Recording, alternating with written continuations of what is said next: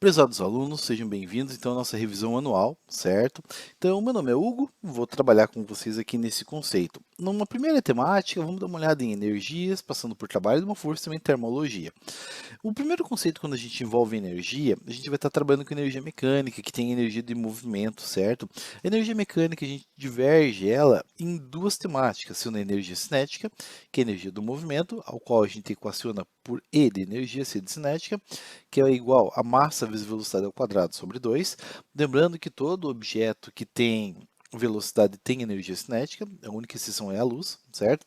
E quando a gente trabalha com energia potencial, a gente vai estar trabalhando com o conceito de posição. A gente vai ter ali vinculado à altura, energia potencial gravitacional, cuja nossa equação é definida como massa, gravidade e altura, o produto desses constituintes.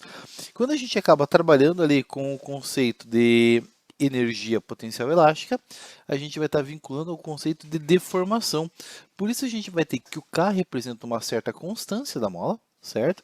A gente vai ter ali que o X representa a deformação e algumas configurações são importantes. Quando a gente acaba trabalhando com uma mola fraca, frágil, então o valor de K é pequeno. Quando a forma ela é difícil de manipulação, o valor do K é muito elevado. E quando a gente vincula a soma de energia cinética e potencial, ou das potenciais que atuam em um sistema, a gente chama isso de energia mecânica, certo? Avançando, olha o que temos aqui, ó, energia cinética. Um veículo de massa 2 toneladas desloca-se 100 km por hora. Determine sua energia cinética. Primeiro conceito, a gente tem que coletar os dados, certo? Lembrando que eu não posso trabalhar com km por hora, eu preciso trabalhar com metro por segundo.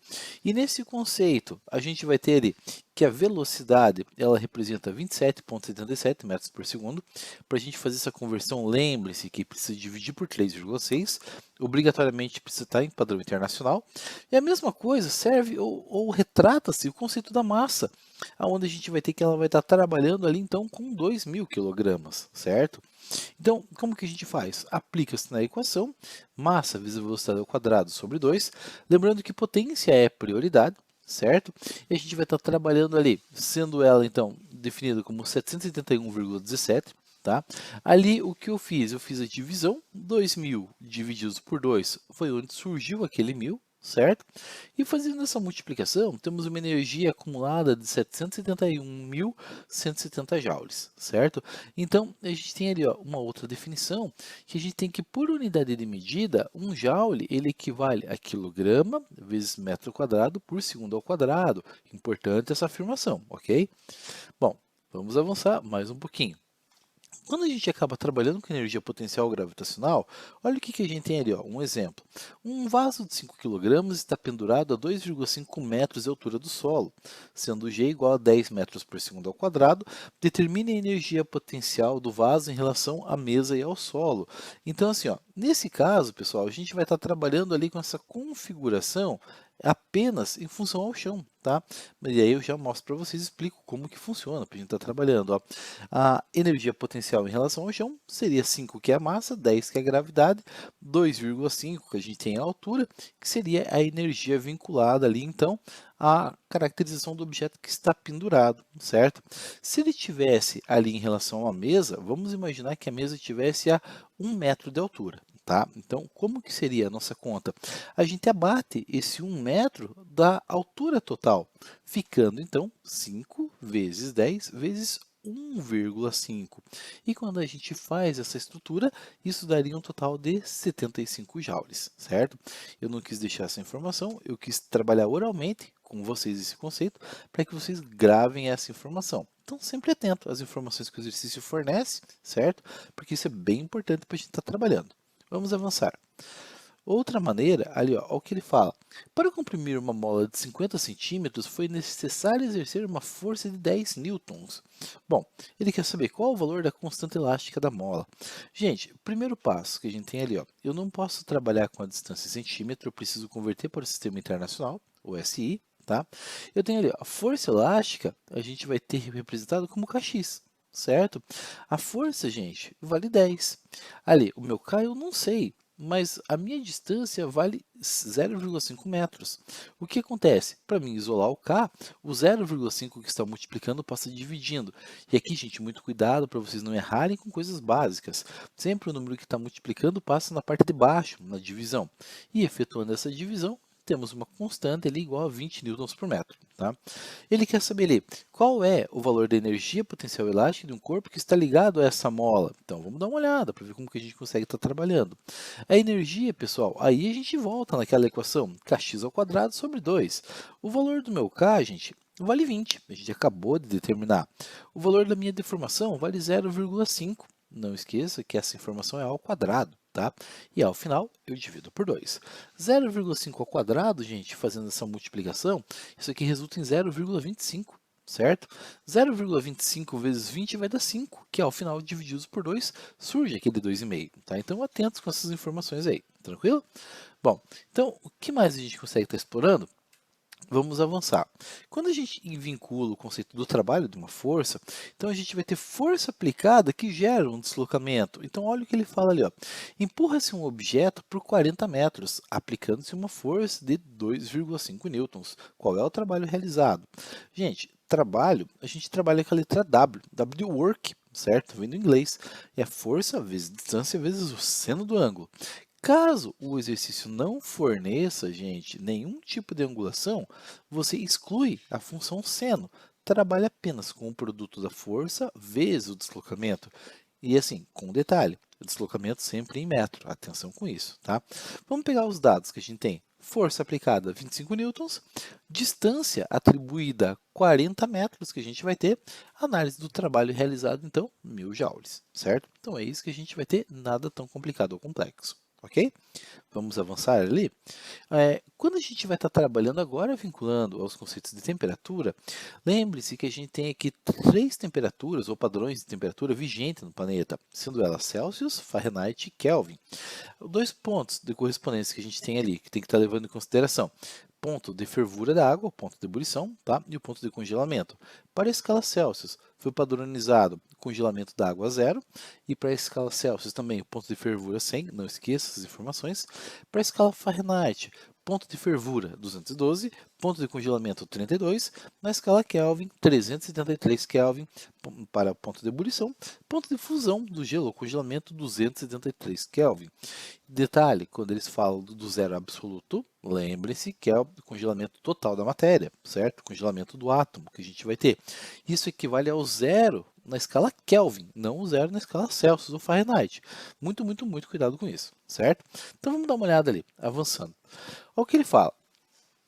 Observe a tabela dos valores de temperatura do ponto crítico de fusão e de ebulição, respectivamente, do gelo da água, a pressão de 1 atm nas escalas Celsius e Kelvin. Considere que no intervalo de temperatura entre os pontos críticos do gelo da água, o mercúrio em um termômetro apresenta uma dilatação linear. Nesse termômetro, o valor da escala Celsius corresponde à temperatura de 313 Kelvin, é igual a... Poxa vida, então eu vou ter que fazer uma conversão ali, ó, da escala Celsius para a escala Kelvin. Como que a gente faz? Eu tenho uma equação para isso. TK igual a TC mais 273. Como a temperatura foi dada ali com o valor da letra K no final, eu tenho que substituir na fórmula onde tem a letra K. Então fica 313 igual a TC mais 273. Aquele 273 que está positivo passa negativo. Faço então a subtração e a gente chega que a temperatura de correspondência ali seria então de 40 graus. Vinculado então nesse caso a letra C, certo? Vamos à próxima questão. Um turista americano, ao se preparar para visitar o Brasil, faz sua mala incluindo muitos casacos, pois foi informado que a temperatura média do país a ser visitado seria de 41 graus. Considerando que nos Estados Unidos a temperatura é medida em Fahrenheit, qual a temperatura em graus Celsius que o turista esperava se deparar no Brasil? Então, leve em consideração, esse turista norte-americano lá é Fahrenheit, então essa informação está vinculada, certo? Então, assim, ó, a gente vai ter que fazer a conversão de Celsius para Fahrenheit, ou Fahrenheit para Celsius. Então, como ele está dando temperatura em Fahrenheit, é o TF que eu preciso substituir. Então, a gente vai fazer aquela conta ali, ó, substituindo o TF, vai ficar 41 menos 32, que primeiro passa essa quantia de menos para a gente fazer, ao qual resulta em 9. Eu preciso fazer aquela divisão, 9 divididos por 9, que vai dar 1. Certo? Aquele 5 que por sua vez está se dividindo passa para o outro lado, multiplicando.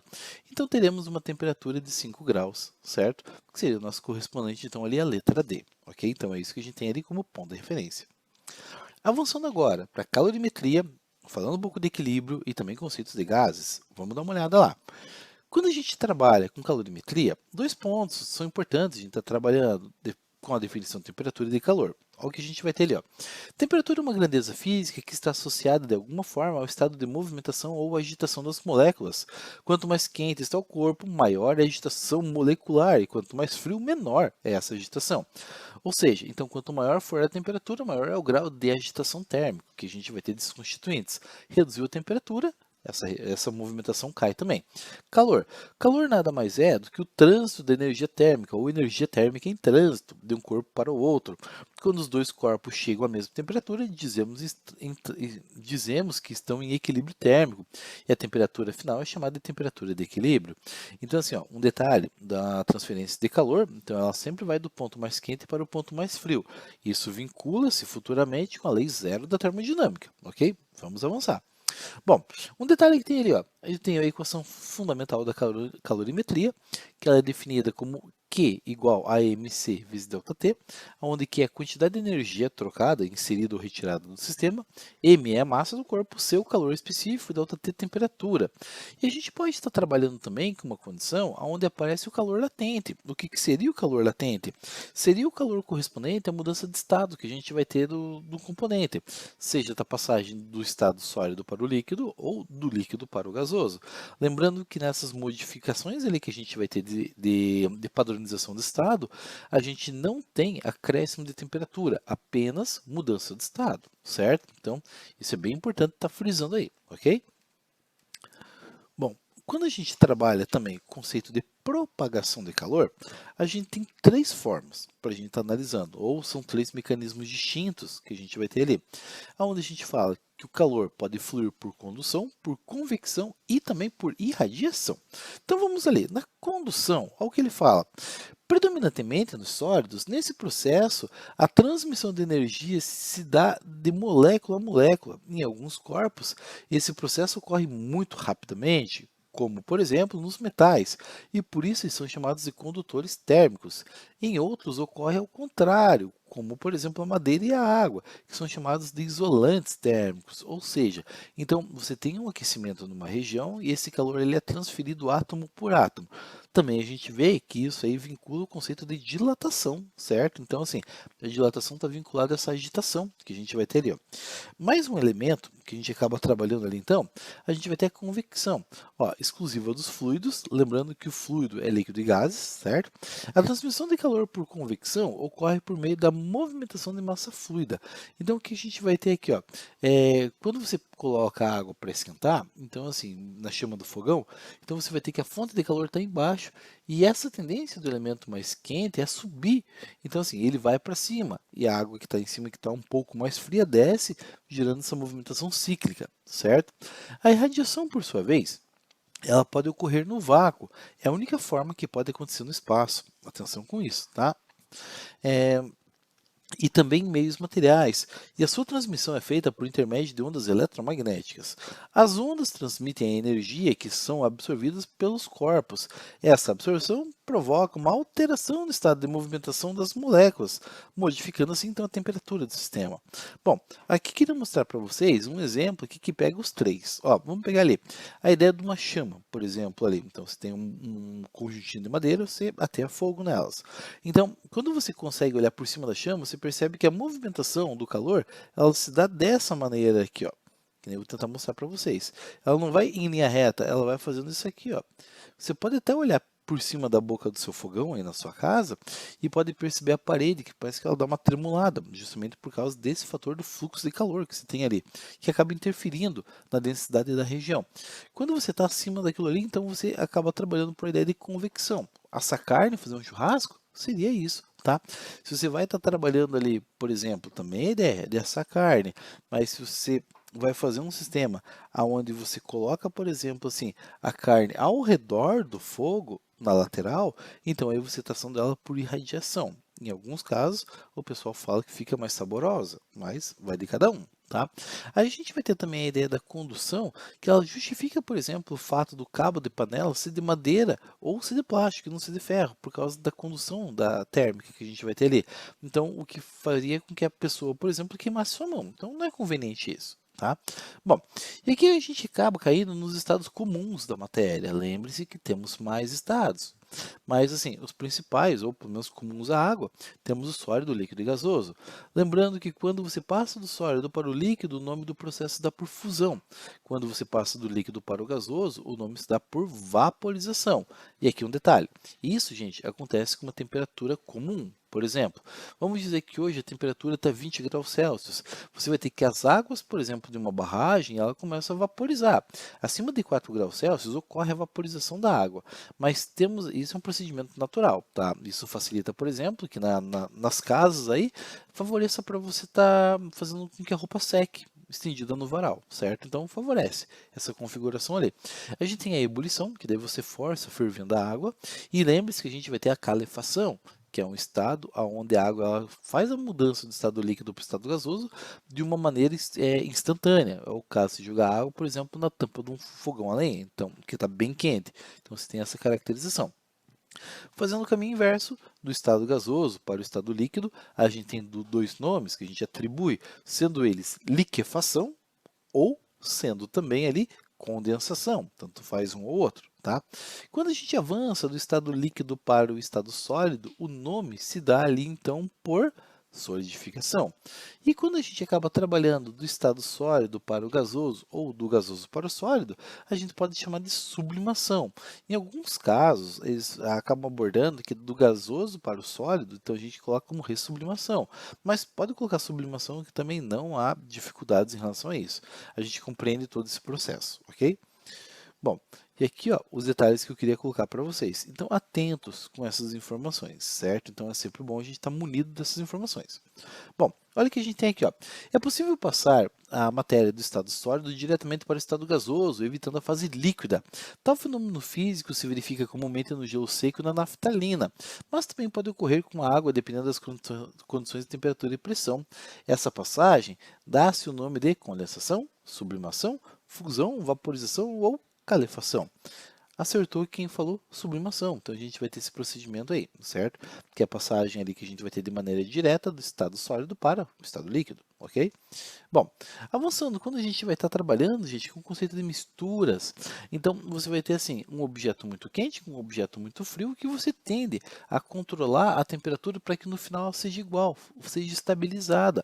E a gente vai ter que esse componente, a gente dá o nome então de equilíbrio térmico. É o conceito de misturas que a gente vai ter ali, certo? Avançando nessa temática, percebo que eu estou somando as quantidades de calor dos componentes vigentes ali para que a gente iguale a zero, imaginando que o sistema ocorra de maneira neutra e sem interferência externa.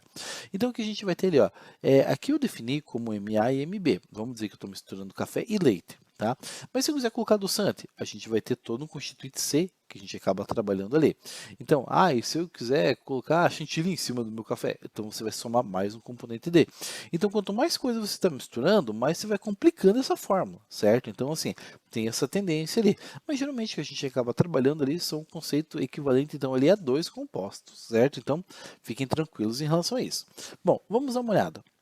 Aqui então, ó, ele fala ali, ó, qual é a temperatura de equilíbrio entre um bloco de alumínio de 200 gramas a 20 graus Celsius mergulhado em 1 litro de água a 80 graus? Olha o detalhe, calor específico da água, 1 caloria por grau Celsius, do alumínio 0,219 calorias por grau Celsius. Ali ao lado, e a dica e orientação que eu dou para vocês, façam essa tabela, onde você coloca massa, calor específico, temperatura inicial, e em cima os constituintes 1 e 2, nesse caso, água e alumínio. Perceba ali que eu fui coletando os dados. Então, assim, primeira coisa, 1 litro de água, 1 litro de água é a mesma coisa que 1 quilo de água. Então, em 1 quilo de água tem 1000 gramas, então é a estruturação em gramas para a gente estar trabalhando, certo?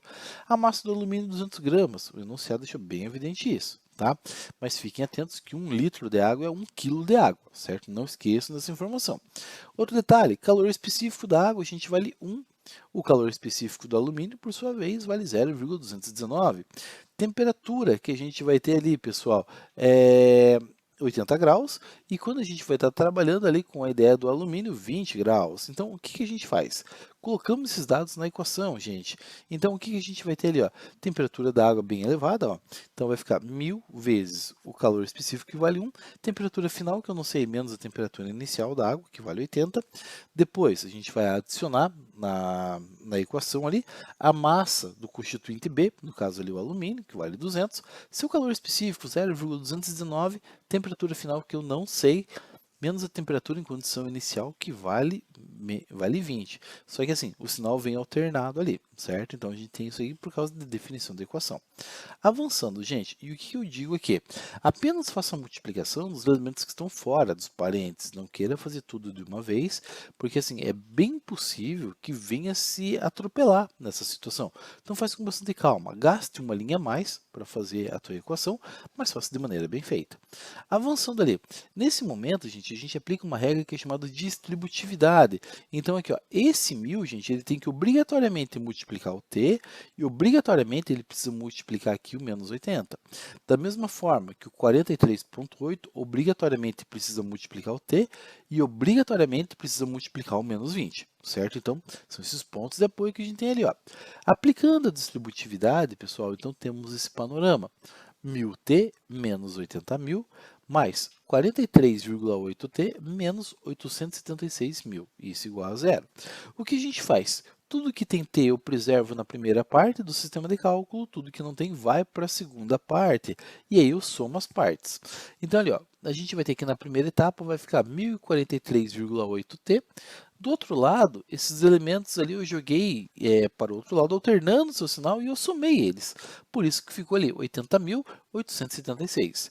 Por equação, que a gente vai ter ali para estar isolando, aquele 1043,8 que está multiplicando passa por sua vez dividindo, e a gente vai ter que a temperatura final fica de 77,48 graus Celsius. Um detalhe muito importante, gente. A temperatura que você vai ter do equilíbrio térmico, ela está sempre entre as temperaturas que foram fornecidas aqui. Então, não faz sentido, por exemplo, você misturar componentes e temperatura extrapolar a temperatura que a água tinha no começo, tá? Ou ser inferior ao que o alumínio tinha no começo. Então, a temperatura de vigência sempre tem que ser interna, esses componentes ali.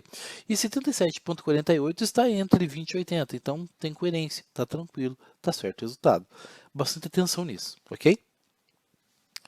Vamos avançar para o conceito de gases, pessoal. Gases que a gente vai ter ali, então, envolve a parte de fluidos. E a gente viu muito essa estruturação ali com aquela forma, pivete para um lado, pivete para o outro. Então, ali, a gente vai ter interações entre pressão, volume e temperatura de um lado da equação, como também pressão, volume e temperatura num segundo lado, definindo geralmente como condições finais e iniciais, tá? Então, a gente vai ter essa caracterização. Então, o que a gente vai ter aqui, ó? Algumas tabelas aqui são importantes, para que vocês consigam ver com bastante calma, para a gente identificar que tipo de transformação que a gente vai estar trabalhando, sendo a transformação isobárica, pressão constante, então o P desaparece da fórmula. Uma transformação isométrica, então por sua vez a gente vai estar trabalhando ali que o volume é constante, então ele desaparece da fórmula. Transformação isotérmica, que a gente vai ter ali, então a temperatura é constante, então o T desaparece da nossa fórmula. Transformação adiabática, mas isso aqui a gente vai ver um pouquinho mais a fundo ali, quando a gente acaba trabalhando ali no conceito que a gente vai ter da termodinâmica, certo? Então assim, mas de uma maneira geral, a gente depende do tipo de gás que você vai estar trabalhando, que ele tem uma condição atômica um pouco distinta, certo?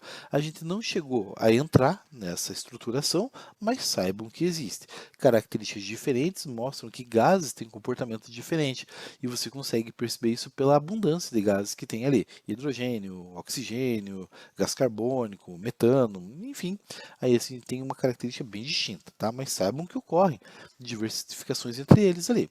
Tá? Olha o que a gente vai ter aqui. Ó. No estudo de termodinâmica é apresentado um gráfico do comportamento de certa massa de gás, que é levada isotermicamente do estado A para o estado B. A pressão do gás em ATM no estado B é. Então, o que a gente vai ter ali? Como a transformação, gente, ela acaba envolvendo o conceito ali de uma transformação isotérmica, o T da fórmula não precisa aparecer. Então, tem ali P1 vezes V1 igual a P2 vezes V2. Ou você pode substituir PA vezes VA igual a PB vezes VB. Não há problema. Portanto, que você saiba o que está fazendo. Quando a gente avança com isso, olha o que a gente vai ter ali. Ó. Para o ponto 1 ou ponto A, eu tenho aqui. Ó, a minha pressão P, gente, vale 6. é o número que aparece ali. Para esse mesmo ponto, meu volume vale 1, que é o número que também aparece ali. Agora, mudei ali o ponto, então mudei o sinal da igualdade para o outro lado, agora que eu vou analisar. A minha pressão para esse ponto, gente, eu não sei, interrogação, até quis manter aqui interrogação. E para esse mesmo ponto, o volume vale 4, que daí eu coloquei ali, ó. O que a gente faz? O produto, 6 vezes 1, que vai dar 6. E o 4, por sua vez, que está multiplicando, passa dividindo. Então, a gente vai ter que a pressão desse sistema ali, pessoal, naquela condição, equivale então ali a 1,5 atm, sendo como nossa resposta, então, ali a letra B, ok?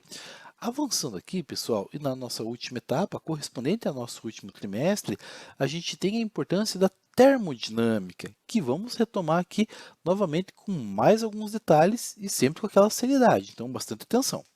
Vamos ali então. O primeiro contexto é o que a gente chama de lei zero da termodinâmica. Olha o que nos diz ali. De acordo com a lei zero da termodinâmica, dois corpos em equilíbrio com o terceiro estão em equilíbrio térmico entre si. Quando dois corpos estão em equilíbrio térmico entre si, quer dizer que possuem a mesma temperatura. Bom, então o que a gente vai ter aqui? Ó, a ideia de três corpos, A, B e C. Se A está em equilíbrio com C, B está em equilíbrio com C, logo A está em equilíbrio com B. Ou seja, se eu coloco todos os constituintes no mesmo ambiente, todos estarão vinculados à mesma temperatura. Um exemplo prático disso, vamos imaginar que você gosta de tomar um café com leite e açúcar ou adoçante. Então você vai estar misturando três componentes, onde no final todo mundo vai ter exatamente a mesma temperatura, vinculando, por exemplo, o que a gente vai ter ali como a lei zero da termodinâmica. Ok? Vamos avançar? A primeira lei da termodinâmica, olha o que diz ali, ó, é uma aplicação do princípio da conservação da energia para sistemas termodinâmicos. De acordo com essa lei, a variação da energia interna do sistema termodinâmico equivale à diferença entre quantidade de calor absorvida pelo sistema e trabalho por ele realizado. Então a gente tem essa equação Q, que indica a quantidade de calor, é a somatória do trabalho realizado mais a variação da energia interna. Tendo isso em mente, vamos dar uma olhada em algumas questões ali que podem estar colaborando para a sua compreensão desse fenômeno. Vamos lá então. Bom, a primeira situação, antes de eu averiguar isso ali em forma de questão com vocês, é mostrar algumas situações ali que a gente vai ter. Por exemplo, numa transformação isotérmica, lembra que isso é denominação para igual. Igual é constante, então a temperatura não se altera. Então, o que vai se manter constante? Tanto a temperatura, certo, quanto a variação da energia interna. Caso a variação de energia interna seja zero, o que vai estar acontecendo? Não está tendo mudança de temperatura nesse sistema e, consequentemente, as moléculas, átomos e partículas não estarão se movendo mais ou menos por causa disso. Como consequência, então meu ΔU acaba sendo zero e o trabalho realizado é igual à quantidade de calor. Visto que eu tinha comentado com vocês que o trabalho ele pode ser determinado pela letra W, deu o work, que a gente acaba trabalhando, essa letra grega chamada tal, ou com um Czinho esquisito, certo? Mas isso aqui é o W, que a gente vai ter ali como referência para vocês estarem pegando um ponto de apoio, tá? Quando a gente trabalha com uma ideia de uma transformação isovolumétrica, a grandeza constante é o volume, ou seja, o volume não se altera. E eu dependo do volume para que a gente consiga ter trabalho realizado, ou seja, o trabalho acaba sendo nulo. Então, toda a quantidade de calor inserida nesse sistema vai gerar articulação e movimentação das partículas. É isso que a gente vai ter lá. Uma outra transformação ela é chamada de adiabática, onde a gente vai ter que a quantidade de calor que acaba sendo inserido no sistema acaba sendo nula. E como a gente tem que a nossa fórmula é Q igual a W mais ΔU, para mim isolar um, o outro passa para o outro lado ficando negativo. O que isso quer dizer?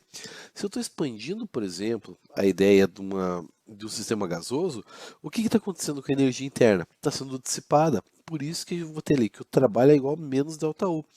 E vice-versa. Se eu for estar trabalhando com isso também de maneira a estar aumentando a energia interna, é porque eu estou comprimindo o espaço. Então, isso a gente vai ter algumas situações ali que é importante vocês estarem sabendo isso, certo? Bom, vamos ver ali. Temos uma outra condição ali, que é uma transformação que a gente chama de isobárica, onde a pressão é constante, certo? Geralmente a gente procura fazer essa caracterização ali representado no conceito gráfico, tá? Então a gente vai ter ali que a energia interna ΔU, eu dependo ali da variação que eu vou ter desses correspondentes, certo? Então é importante sim a gente saber fazer a averiguação de maneira sistemática e a gente conseguir compreender e entender certinho o que está acontecendo, certo? Então, temos ali algumas caracterizações que é importante a gente ter uma noção do que está ocorrendo. Muitas vezes a gente vai ter ali que o trabalho realizado a gente pode representar ali então definindo por pressão vezes variação do volume, em diversos gráficos vimos isso, ou também a gente pode representar ali como produto do número de mols, a constante que a gente tem dos gases e a variação da temperatura, certo? É um tanto quanto incomum essa parte, mas a gente consegue estar vendo ali algumas configurações, certo? O que a gente mais vê seriam os elementos que a gente acaba vinculando ali em relação à pressão e volume. E aí a gente vai ter expansão livre. Então assim, eu tenho que todos os constituintes basicamente ali, eles estão vinculados a serem nulos. Então assim, eu tenho um espaço aberto como a atmosfera planetária, então onde a quantidade de calor se dissipa, o trabalho realizado eu não considero, porque eu estou dentro do planeta, e a variação de temperatura também eu acabo não considerando, certo? Então a gente tem essa caracterização. Vamos ver a próxima tela? Olha o que ele diz para a gente ali. Qual é a energia interna de 1,5 mol de gás perfeito na temperatura de 20 graus Celsius? E ele fornece a constante para a gente como 8,31. Beleza, vamos lá. Aplica no sistema de cálculo. U ou ΔU é igual a 3 meios de nRT. A partir do momento que eu faço isso, eu vou estar vinculando ali os dados do problema inserindo na questão. Dica que eu dou para vocês. Na primeira linha, não calcule. Apenas substitua os dados da questão, insira no sistema para que na sequência eu consiga ver o que está acontecendo. Com um detalhe bem importante, a temperatura em questão obrigatoriamente precisa estar em Kelvin, então não esqueçam disso, certo? Quando a gente vai trabalhar, então substitua o N por 1,5, o R por 8,31 e por sua vez a temperatura que vai ser a temperatura em Kelvin, 20 graus Celsius mais 273 evoluir no nosso sistema de cálculo, que a gente vai ter, multiplicando as estruturas, chegaremos ali em um total de 5.478,36 joules, certo? Multipliquei todo mundo da parte de cima, ao final dividi por 2. Só tive o cuidado de fazer aquela soma antes, 20 mais 273, que resulta em 293. Tá? Só fiquem atentos com isso, para vocês não se atrapalharem e cometerem equívocos no meio do caminho. Então, só atenção, ok? Vamos ali para a próxima, então, para a gente estar evoluindo. Ó, qual é o trabalho realizado? Beleza, eu tenho o gráfico, que ele me fornece informações, e é de suma importância que a gente consiga entender certinho o que está acontecendo. Perceba que nesse gráfico eu estou tendo variação seja de pressão, seja também de volume, certo? E aqui a gente vai ter o sistema do trapézio. Então vamos dar uma olhada. Informações adicionais, percebo que tem a notação científica e obrigatoriamente ela tem que ser analisada e validada na questão. Então vamos dar uma olhada ali. Pela área do trapézio, o que teremos ali para a gente estar trabalhando? O trabalho vai ser base maior mais a base menor vezes a altura divididos por 2. Fazendo isso, ó, a base maior vale 4 vezes 10 a quinta, a base menor vale 2 vezes 10 a quinta, a altura desse correspondente ali, ele vai ser o equivalente a 7 menos 4, que vai dar aquele 3 que aparece, e obrigatoriamente eu divido por 2. Fazendo a soma da parte de cima, que eu só posso fazer nas condições onde a minha notação científica for exatamente igual, então aí eu posso somar 4 com mais 2, que resulta em 6, vezes 10 elevado à quinta potência, que eu multiplico por 3, fazendo essa multiplicação, isso aqui resulta em 18 vezes 10 à quinta, ao qual eu divido por 2, isso vai dar 9 vezes 10 elevado à quinta. Caso você queira abrir a situação, depois do 9 eu tenho 5 casas, como não tem dono nenhuma delas, eu completo todas elas com zero, resultando então um trabalho realizado de 900 mil joules, ok? Mas vamos dizer que no momento da avaliação, você não lembra da fórmula do trapézio, e lembrando que a fórmula do trapézio, fórmulas de área de uma maneira geral, não serão fornecidas para vocês ali ao longo da prova. Tá? Mas vamos dizer que você acabou se embananando e você não lembra. Então o que a gente faz? A gente quebra esse gráfico no meio. Ó, percebam que eu estou quebrando ele nessa linha vermelha. Então eu posso trabalhar com a parte de cima sendo um triângulo, a parte de baixo sendo um retângulo. Lembrando, nunca trabalhe com a ideia da área do quadrado. O quadrado é um tipo especial de retângulo, ok? Vamos pegar a parte de cima para a gente fazer a análise, que seria base vezes altura sobre 2. Tá? A minha base, gente, que eu vou ter, ela vale 3, certo? A altura, da onde que eu consigo averiguar a minha altura? A altura, gente, ela vale 2, certo? Por quê? Porque ela vai do 2 até o 4. E ali, ó, o que a gente vai ter nessa configuração? Ó? Aparece ali esse elemento, essa primeira etapa que eu tenho que estar analisando. Então, como que vai ficar? Por isso que ali fica 2, ó, 4 menos 2, que resulta em 2. Tá? Então, 2 vezes 10 elevado à quinta divididos por 2. Então, o que eu faço? Eu posso multiplicar 3 vezes 2, que vai dar 6, divididos por 2, volta ao 3 vezes 10 à quinta. tá? O que a gente vai ter? Na área do retângulo é base vezes altura. Então vai ficar ali 3 vezes 2 vezes 10 à quinta, que surge dali também essa informação, da origem do gráfico até a parte mais alta. Quando a gente vai fazer isso, então a gente vai ter que o resultado ali vai dar um total de 6, certo? Como a gente dividiu o gráfico em duas etapas para estar trabalhando, agora eu sou obrigado a somar essas duas etapas. O que eu faço? Eu somo a primeira parte com a segunda parte, 3 vezes 10 à quinta, mais 6 vezes 10 à quinta, resulta então em 9 vezes 10 à quinta. Caso queira abrir, também chegaremos aos 900 mil joules, certo? Então, temos essa temática que a gente consegue estar trabalhando e verificando essa situação aí no meio de todo esse contexto, ok? Vamos ali, a próxima questão. Segundo a lei da termodinâmica, ele diz ali, ó, trata da transferência de energia térmica. Isso quer dizer que ela indica as trocas de calor e tem uma tendência para igualar temperaturas diferentes. Ela vincula a ideia do equilíbrio térmico, mas não acontece, porque eu preciso dessa diferença para fazer movimentação sistemática de um motor. Então o que acontece ali, ó? Vamos dar uma olhada porque isso ocorre em um processo natural que a gente chama de espontâneo.